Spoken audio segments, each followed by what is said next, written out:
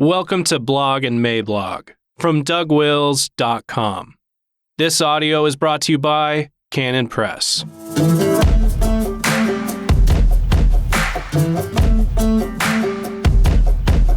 of the Month, No Quarter November 2020. November 1st, 2020. As we look back over the debris field of the year behind us, it is hard to believe what has transpired in just a handful of months. There we were last February, cruising at 30,000 feet, nibbling away at our little bag of pretzels, well adjusted to the cabin pressure, little realizing that our pilot, a representative here of our entire ruling class in this Homeric simile gone bloated, was about to hit the co-pilot over the head, strip naked, pull out a bottle of Jack Daniels, and commence doing barrel rolls and hammerheads. In such a time, it is hard to imagine anybody back in coach writing a cogent book about anything, much less a book that carefully analyzed the barrel rolls. But Axe, Briggs, and Richards have actually done it. If you would like to understand what the heck just happened to you and all your loved ones, not to mention your nation, this is the book for you. The prose is straightforward and lucid, and the arguments are formidable. Panic has a high price indeed, much higher, as it turns out, than the price of the problem we all thought we were solving. We thought we were facing the COVID challenge intelligently for reasons which at this distance seem inscrutable now. But this monstrosity was the, quote, most egregious policy blunder in the history of American government. Location 10. Amen. The subtitle says it all. How the tyranny of experts turned a pandemic into a catastrophe. Amen again. A keynote quote is from Thomas Sowell, who is, as usual, on point. Quote, what can we be certain of from history? That human beings have been wrong innumerable times, by vast amounts, and with catastrophic results. Yet today there are still people who think that anyone who disagrees with them must be either bad or not know what he's talking about. Thomas Sowell, location 44. Now, by this point in our coast-to-coast debacle, the one bright spot that I can see is that at some inevitable point in the near future, the real science will out.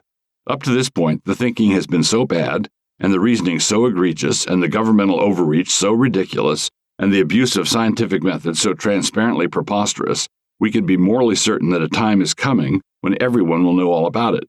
Some errors can be swept under the carpet, but when your mistakes are the size of West Texas, and the only carpet you have is a little throw rug, the majority of your dunsical folly is going to be visible to pretty much everybody. And this means that the authorities will eventually move from their current intransigent posture to one that looks more like an abashed culprit digging a hole in the carpet with his toe, all while saying, heh, I did register my concerns. In other words, the facts are already coming out, and there's nothing that anybody can do to prevent all the facts from coming out. This game is over. Those who can see that it is over need to prepare themselves so as not to allow the losers to cudgel those who see this reality into submission. And that is where this book comes in. Axe, Briggs, and Richards line the emerging facts up in a row and walk us down the line, pointing at each one and explaining the problem. What are some examples of things they point to?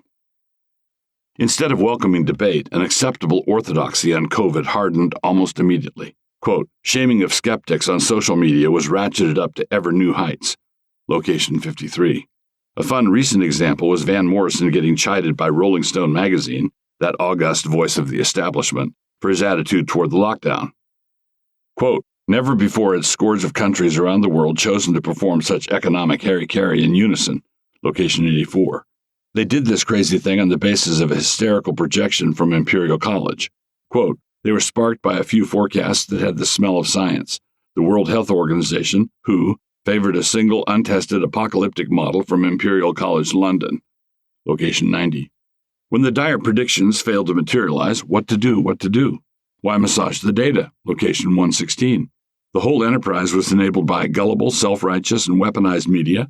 Location 118. This was a media addicted to apocalyptic clickbait. Location 120. Something that should be called panic porn. Location 644, 646. The so-called wise among us kept, quote, healthy people with near zero risk of death huddled in their homes for months. Location 154. Decision makers were faced with perverse incentives in that it is, quote, much better to overstate than to understate the risk. Location 394. A generation of cowards, we freaked out over something that was a whole lot less serious than the previous Asian flu, Hong Kong flu, or swine flu.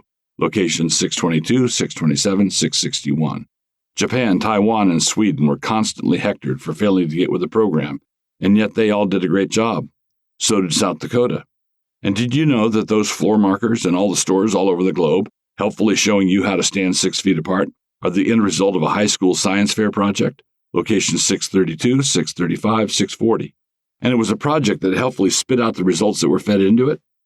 Let's not forget the field hospital in Brooklyn that cost $21 million to build and never saw a single patient. Location 1947. When Georgia decided to be the first to come out of lockdown, hysterical predictions were made about them and their demented governor, and lo, none of it happened. Location 3086. Then a decision was made to count all who died with COVID as having died of COVID. Location 540. A distinction elastic enough to cover people who died of gunshot wounds. And even though a sharp increase in positive cases at the same time deaths were plummeting ought to have been taken as an indication of dramatically increased testing, it was instead used to whip up even more panic. Location 1085. Hey, did you know that, quote, we can safely say that 40 million Americans lost their jobs because of the lockdown? Location 2303. This is the kind of book which you should order, even if you don't have time to read it right this minute. We need to help these gents sell a lot of these books. The Price of Panic is crammed full of contraband thought, and we know what our betters think about us and our contraband thought.